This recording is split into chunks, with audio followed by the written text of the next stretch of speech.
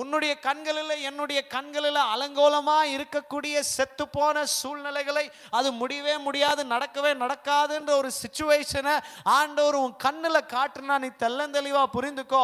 தேவ பிள்ளையா, ஆராதிக்கிற பிள்ளையா, அவரை தொழுது கொள்ளுக பிள்ளையா இருக்கிற என் கண்ணில் இதை காண்பிச்சிருக்கிறாருன்னா, அடுத்த ஆண்டவர் உங்ககிட்ட என்ன சொல்றாருன்னா, அலங்கோலமா பார்க்கிற விஷயத்தை உன் வாயை திறந்து ஜீவனை பேசு, இது அலங்கரிக்கப்படுவதாக என்று சொன்ன உடனே உன் கண்ணு முன்னாடி அது அலங்கரிக்கப்படும். அல்லேலூயா. உன் பிரச்சனை உன் கண்ணு முன்னாடிட்டு வரும்போது ரொம்ப நேரம் அதை யோசிக்காதீங்க, ரொம்ப நேரம் அதை பார்த்துட்டே இருக்காதீங்க, ரொம்ப நேரம் அதை பற்றி பேசிட்டே இருக்காதீங்க. நீ அதை பற்றி பேச பேச பேச உன் மூளையில் உன் பிரச்சனை வளர்ந்துட்டே இருக்கும்.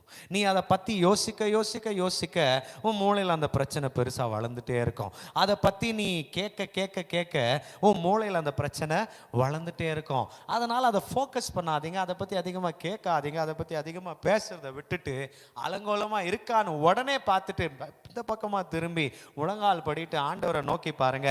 ஆண்டவர் அடுத்து உனக்கு மனக்கண்களை திறந்து விசுவாசத்தை அதிகப்படுத்தி பலப்படுத்தி கர்த்தரிப்போம் மனக்கண் திறந்து மறுபடியும் பிரச்சனையை பார்க்க வைப்பாரு. நேத்து பார்க்கும்போது பயமா இருந்த பிரச்சனை இப்போ உனக்கு தூசியா தெரியும். அல்லேலூயா. இப்போ உனக்கு தூசியா தெரியும். ஓகே ஆண்டவரே, நீங்க என்ன சொல்றீங்களோ பேச, சூழ்நிலை மாத்திட்டு போட்டு போயிட்டே இருக்கிறேன்னு சொல்லுவீங்க.